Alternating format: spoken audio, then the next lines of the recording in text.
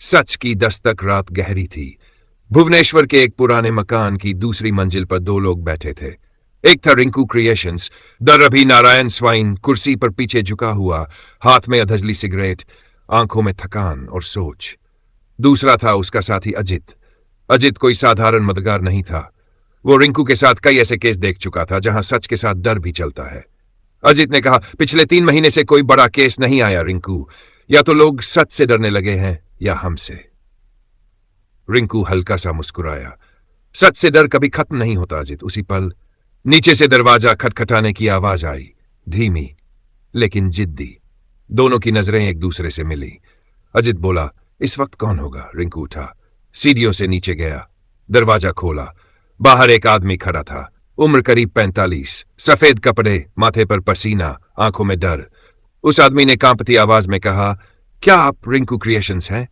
रिंकू ने बिना भाव बदले कहा, हूं। आदमी ने राहत की सांस ली। मेरा नाम सूर्यकांत पटनायक है। मैं ओडिशा के कालिकापुर से आया हूं। यह नाम सुनते ही अजित सीढ़ियों पर रुक गया। सूर्यकांत ने धीरे से कहा, हमारे यहां एक आदमी मरा है। पुलिस ने केस बंद कर दिया। लेकिन उसकी आवाज टूट गई। वो मौत नहीं थी। रिंकू ने पूछा, आप हमें क्यों ढूंढ रहे हैं? सूर्यकांत ने अपनी जेब से एक पुरानी चाबी निकाली। उसकी हथेली कांप रही थी, क्योंकि मरने से पहले उस आदमी ने सिर्फ एक नाम लिया था। रिंकू की आंखें सख्त हो गईं। कौन सा नाम? सूर्यकांत ने फुसफुसाकर कहा, गुप्त हवेली। अजित नीचे उतर आया। कौन था वो आदमी? दीनबंधु मिश्रा, सूर्यकांत बोला।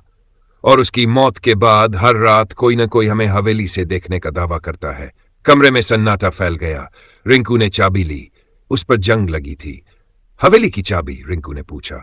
सूर्यकांत ने सिर हिलाया। तहखाने की। रिंकू ने अजित की तरफ देखा। अजित समझ गया, यह केस टालने वाला नहीं है। रिंकू ने कहा, सुबह हम चलेंगे। सूर्यकांत ने राहत की सांस ली, लेकिन जाते जाते वह बोला, एक बात और। रिंकू रुका। उस हवेली में जाने के बाद सूर्यकांत की आवाज कांपने लगी। कोई भी इन जैसा वापस नहीं आया। दरवाजा बंद हुआ। अजित ने धीमी आवाज में पूछा, तू मानता है क्या भूत भूत? रिंकू ने खिड़की से बाहर अंधेरे को देखते हुए कहा, नहीं। फिर ठहर कर बोला, लेकिन मैं इंसानी दिमाग को मानता हूं, और वही सबसे डरावनी चीज है। कमरे में फिर सन्नाटा था। बाहर हवा तेज हो चली थी और कालिकापुर की गुप्त हवेली उनका इंतजार कर रही थी। कालिकापुर की ओर सुबह की ट्रेन में बैठते समय अजित ने देखा, रिंकू चुप था। यह उसकी आदत थी। जब केस गहरा होता था वह कम बोलता था। कालिकापुर पहुंचते पहुंचते शाम ढल चुकी थी। स्टेशन छोटा था, सुनसान। प्लेटफॉर्म पर खड़े लोग उन्हें ऐसे देख रहे थे जैसे कोई अपना इलाका छोड़कर जा रहा हो। एक बूढ़े कुली ने फुसफुसाकर कहा, हवेली मत जाना बाबू, वहां सच नहीं, सिर्फ पछतावा मिलता है। अजित ने पूछा, क्यों? वहां क्या है? कुली ने सिर हिलाया।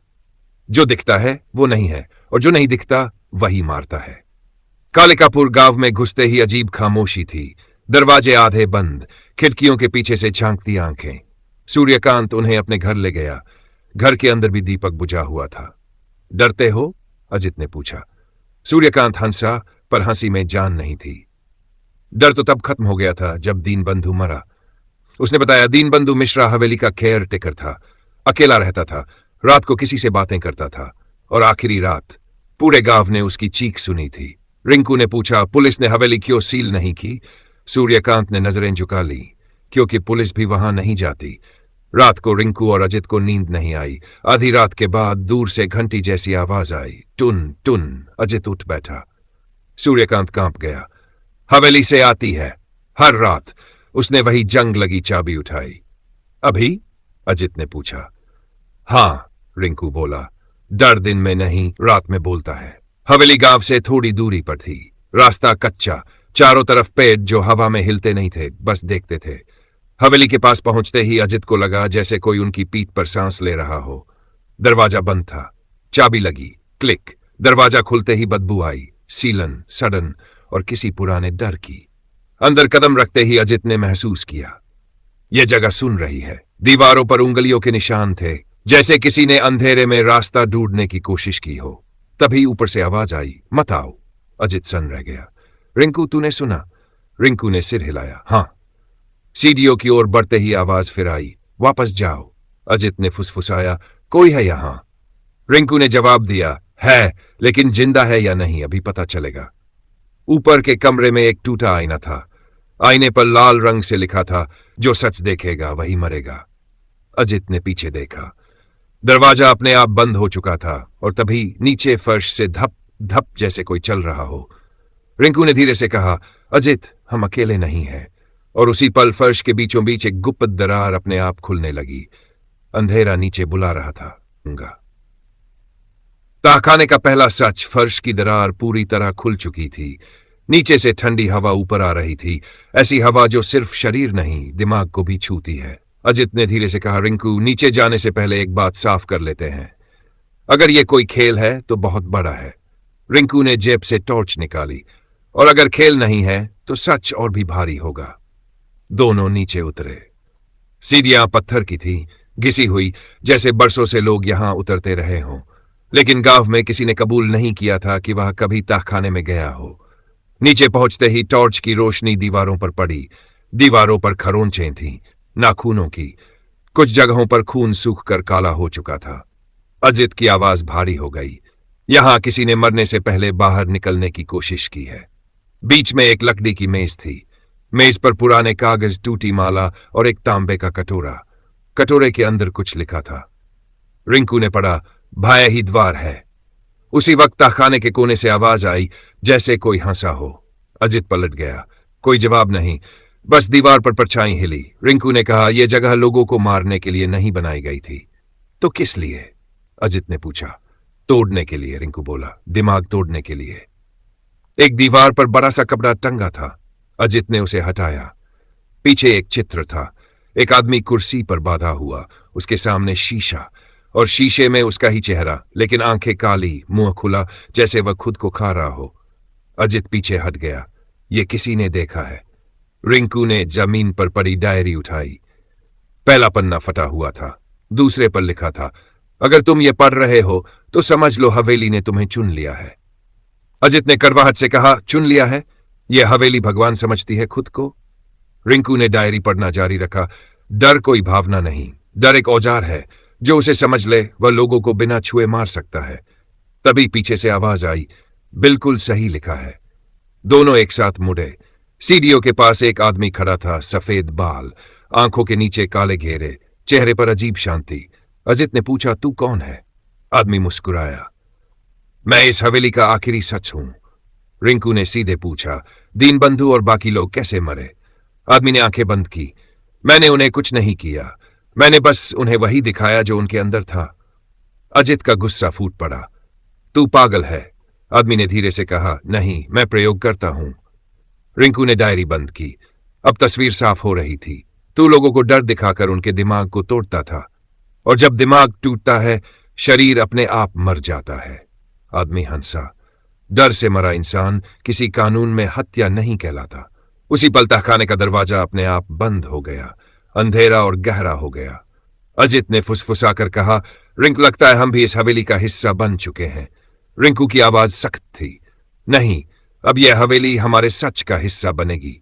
और तभी चारों तरफ से फुसफुसाहटें आने लगीं, जैसे दर्जनों लोग एक साथ बोल रहे हों। तहखाना जाग चुका था। पार्ट 4। डर का खेल। तहखाने की दीवारों से आती फुसफुसाहटें अब शब्दों में बदलने लगी थी। अलग अलग आवाजें, अलग अलग उम्र, लेकिन डर एक जैसा। अजित ने सिर पकड़ लिया। उसे लगा जैसे कोई उसके दिमाग के अंदर बोल रहा हो, तू भाग गया था, तू डर गया था, तूने उसे मरने दिया। अजित चीख पड़ा, रिंकू, ये मेरी आवाज में क्यों बोल रहे हैं? रिंकू ने उसका कंधा पकड़ लिया। क्योंकि ये जगह भूत नहीं दिखाती अजित, ये यादें दिखाती है। वो यादें जिन्हें हम दबाकर रखते हैं। सफेद बालों वाला आदमी पीछे हट गया। उसके चेहरे पर अब घमंड था। हर इंसान के अंदर एक तहखाना होता है, वह बोला, मैं बस दरवाजा खोलता हूं।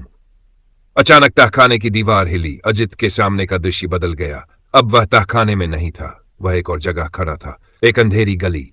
जमीन पर एक आदमी पड़ा था, खून बह रहा था। अजित की सांस तेज हो गई। नहीं, ये नहीं।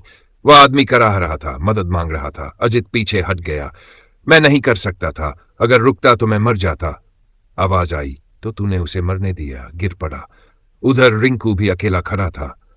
उसके सामने एक और दृश्य था, एक केस, पुराना, जहां सच सामने लाने से किसी निर्दोष की जान चली गई थी। आवाज फुसफुसाई, सच हमेशा सही होता है क्या रिंकू? रिंकू की मुट्ठी भींच गई। उसने आंखें बंद की। सच से भागा नहीं जा सकता, उसने धीमे कहा, लेकिन झूठ में जीना उससे भी ज्यादा जाने लेता है। अचानक वह सफेद बालों वाला आदमी चिल्लाया, नहीं, तुम डर क्यों नहीं रहे? रिंकू ने आंखें खोली। उसकी नजर सीधी उस आदमी पर थी। क्योंकि मैं अपने डर को पहचानता हूं, रिंकू बोला, और तूर को भगवान समझ बैठा है। अजित हांफता हुआ खड़ा हुआ। उसकी आंखों में आंसू थे, लेकिन अब डर नहीं था। रिंकू, ये आदमी सिर्फ लोगों को नहीं तोड़ रहा, अजित बोला, ये खुद अपने डर से भाग रहा है। सफेद बालों वाला आदमी पीछे हटने लगा। उसकी आवाज कांपने लगी। तुम समझ नहीं रहे, अगर डर नहीं होगा तो इंसान काबू में कैसे रहेगा? रिंकू आगे बढ़ा, डर से नहीं, सच से। ताखाने की फुसफुसाहटें अचानक तेज हो गई, जैसे हवेली खुद चिल्ला रही हो। छत से धूल गिरने लगी, दीवारें दरकने लगीं। अजित ने कहा, यह जगह डह रही है। रिंकू ने आखिरी बार उस आदमी को देखा। तूने दूसरों के दिमाग को कैद किया, वह बोला, अब तेरा डर तुझे कैद करेगा। ताखाने की जमीन फट गई और अंधेरे ने उस आदमी को निगल लिया। रिंकू और अजित सीढ़ियों की तरफ भागे। पीछे से आवाजें आ रही थी, लेकिन अब वो फुसफुसाहट नहीं थी, वो मुक्त होती सांसें थी। सीढ़ियां चढ़ते ही हवेली के ऊपर की हवा बदली हुई थी। अजित ने गहरी सांस ली। रिंकू, हम जिंदा बाहर आ गए। रिंकू ने पीछे तहखाने की ओर देखा। हां, वह बोला, लेकिन कहानी अभी खत्म नहीं हुई, क्योंकि कुछ सच मरने से पहले आखिरी वार करते हैं। यही रुकूंगा। आखिरी परत हवेली के ऊपर की मंजिल में सन्नाटा था, लेकिन वह सन्नाटा अब खाली नहीं था। ऐसा लग रहा था जैसे दीवारें सुन रही हों। अजित ने धीमी आवाज में कहा, नीचे जो हुआ वो इंसान नहीं था रिंकू, वो किसी विचार का रूप था। रिंकू खिड़की के पास खड़ा था। बाहर जंगल हिल रहा था, जबकि हवा नहीं थी। विचार ही सबसे खतरनाक होते हैं, रिंकू बोला। इंसान मर जाता है, पर विचार किसी और दिमाग में जिंदा हो जाता है। तभी ऊपर वाले कमरे से ठक ठक की आवाज आई। अजित चौंका। हम तो ऊपर ही हैं। दोनों उस कमरे की तरफ बढ़े जहां पहले कभी कोई नहीं गया था। कमरे का दरवाजा खुला था। अंदर एक बड़ी अलमारी। अलमारी पर ताला नहीं था। अजित ने अलमारी खोली। अंदर फाइलें थी, नाम, उम्र, तारीखें। हर फाइल पर एक ही शब्द लिखा था, विषय। रिंकू ने एक फाइल खोली। दीनबंधु मिश्रा। नोट्स लिखे थे, अंधेरे से डर, अकेलापन, मृत्यु का भय। अजित ने दूसरी फाइल खोली। उसका चेहरा पीला पड़ गया। रिंकू, उसकी आवाज कांप गई। इसमें मेरा तुरंत फाइल छीनी। अजित कुमार। नीचे लिखा था, पूर्व घटना, गली वाला केस, गिल्ट ट्रिगर। रिंकू की सांस रुक गई। इसका मतलब ये, पीछे से आवाज आई कि तुम दोनों यहां अचानक नहीं आए। दोनों पलटे। सूर्यकांत पटनायक दरवाजे पर खड़ा था। अजित गुस्से में चिल्लाया, तूने बुलाया था हमें। सूर्यकांत मुस्कुराया, हां, क्योंकि प्रयोग अधूरा था। रिंकू की आवाज ठंडी हो गई। तो सफेद बालों वाला सिर्फ मोहरा था। सूर्यकांत ने सिर हिलाया। वो तो पागल हो चुका था, पर समझ नहीं पाया। वह आगे बढ़ा, मैं समझता हूं। अजित के माथे से पसीना बहने लगा। तू क्या चाहता है? सूर्यकांत ने कहा, मैं जानना चाहता हूं कि क्या ऐसा इंसान जो सच की बात करता है और उसका साथी जो गिल्ट से जीता है, क्या वो डर से बच सकते हैं? रिंकू ने जेब से रिकॉर्डर निकाला। तेरा हर शब्द रिकॉर्ड हो रहा है। सूर्यकांत हंसा। रिकॉर्ड? यहां से बाहर कोई रिकॉर्ड नहीं जाता। उसी पल हवेली के सारे दरवाजे बंद हो गए। अंधेरा फिर गाढ़ा हो गया। अजित ने दांत भींचे। रिंकू, इस बार डर बाहर नहीं है। रिंकू ने उसकी तरफ देखा। नहीं, वह बोला, इस बार डर का मालिक सामने खड़ा है। सूर्यकांत ने दीवार पर लगे एक स्विच को दबाया। अचानक पूरा कमरा बदल गया। दीवारों पर परछाइयां चलने लगीं। आवाजें लौट आईं, लेकिन दोनों की थी। रिंकू और अजित खुद अपने डर से आमने सामने थे, और हवेली अब अपना आखिरी खेल शुरू कर चुकी थी। घर का आईना, कमरे की दीवारें अब दीवारें नहीं रहीं, वे आईने बन चुकी थी। हर आईने में रिंकू और अजित का चेहरा था, लेकिन वैसा नहीं जैसा वो है, वैसा जैसा वो बनने से डरते हैं। अजित ने एक आईने में देखा। वह खुद को खून से सना हुआ देख रहा था, उस आदमी के ऊपर झुका हुआ जिसे वह कभी बचा नहीं पाया था। आवाज आई, अगर तू रुक जाता तो शायद वो जिंदा होता। अजित ने आंखें बंद कर लीं। उसके हाथ कांप रहे थे।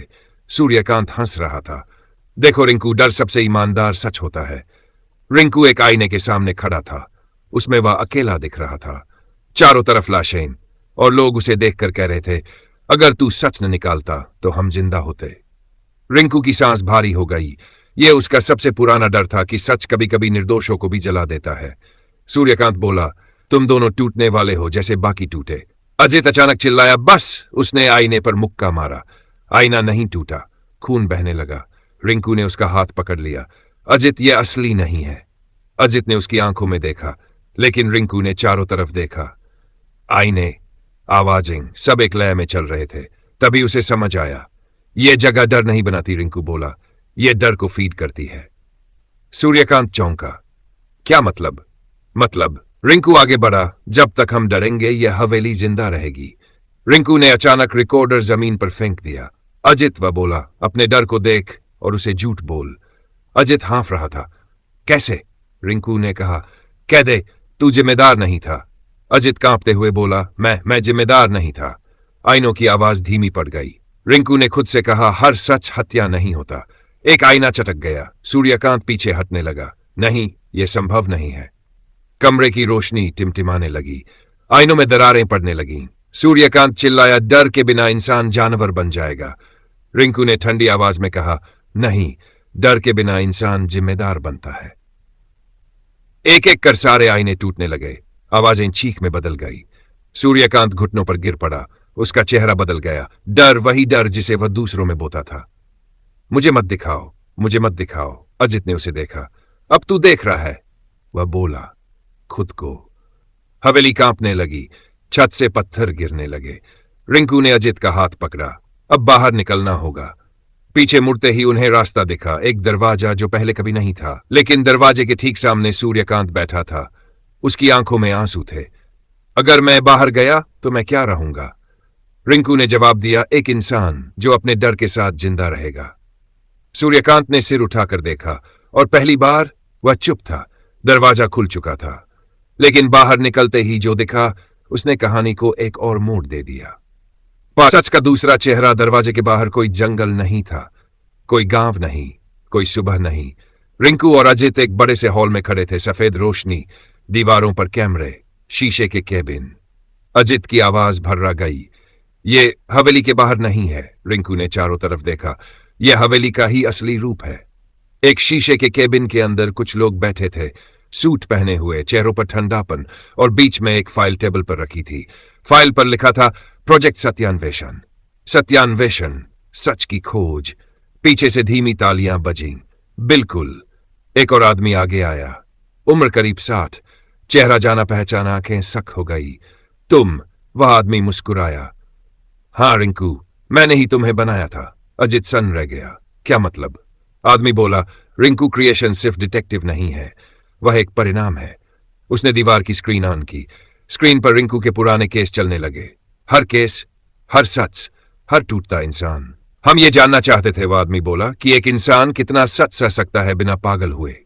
अजित ने गुस्से में कहा, तो हम सब प्रयोग थे? हाँ, आदमी ने बिना झिझक कहा। और कालिकापुर की हवेली, वो प्रयोगशाला? रिंकू ने धीमे से पूछा, दीनबंधु? बाकी लोग? कोलैटरल, आदमी बोला। कुछ दिमाग टूटते हैं, तभी एक मजबूत बनता है। अजित की मुट्ठी कांपने लगी। और सूर्यकांत? वो फेलियर था, आदमी बोला।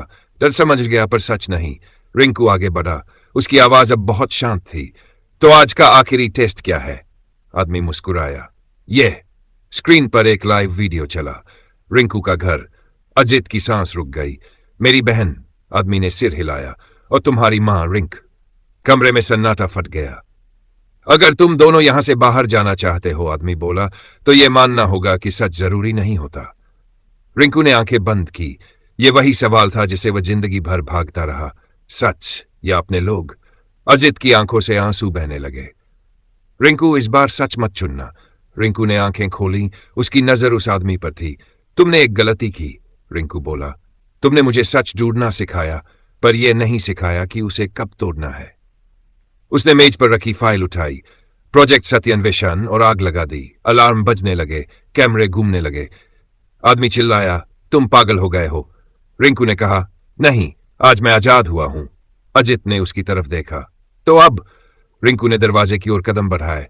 अब यह सिस्टम अपना डर देखेगा, लेकिन बाहर निकलते ही उन्हें एहसास हुआ ये लड़ाई हवेली से बाहर आ चुकी है और जो दुश्मन सामने था वो भूत नहीं था, वो सत्ता थी। समाप्त। जब तैयार हो बस लिखिए। सत्यान्वेषी का फैसला। अलार्म की आवाज अब दूर होती जा रही थी। हॉल में अफरा तफरी मच चुकी थी। सूट पहने लोग इधर उधर भाग रहे थे, जैसे उनका बनाया हुआ सच ही उनसे भाग निकला हो। रिंकू और अजित बाहर निकलते हुए एक लंबे गलियारे में आ गए। गलियारे के अंत में एक लिफ्ट थी। अजित ने हांफते हुए कहा, अगर वे लोग हमें पकड़ लेंगे तो कहानी यहीं खत्म हो जाएगी। रिंकू रुका। उसने अजित की तरफ देखा। नहीं, वह बोला, कहानी तब खत्म होती है जब सच को कोई सुनने वाला न बचे। लिफ्ट खुली, दोनों अंदर घुसे। जैसे ही लिफ्ट नीचे जाने लगी, स्क्रीन फिर जल उठी। वही आदमी, प्रोजेक्ट सत्यान्वेषण का मुखिया। तुम जीत नहीं सकते रिंकू, उसने कहा। लोग सच नहीं चाहते, उन्हें डर चाहिए ताकि उन्हें काबू में रखा जा सके। रिंकू ने शांत आवाज में जवाब दिया, डर से काबू में रहने वाला इंसान नहीं होता, वो सिर्फ जिंदा लाश होता है। लिफ्ट रुकी, दरवाजा खुला। बाहर सुबह की रोशनी थी, असली हवा, असली दुनिया। लेकिन सामने पुलिस की गाड़ियां थीं और मीडिया। अजित चौंका। ये सब। रिंकू ने जेब से एक छोटा सा पेन ड्राइव निकाला। जब तुम डर से लड़ रहे थे, मैं सिस्टम के अंदर घुसा था। वह मीडिया की तरफ बढ़ा। मेरे पास सबूत है, रिंकू बोला। मौतें, प्रयोग और वो लोग जो डर को हथियार बनाकर राज करते हैं। कैमरे चल पड़े। वह आदमी स्क्रीन पर चिल्लाया, तुम अपनी मां और उसके परिवार को भूल गए क्या?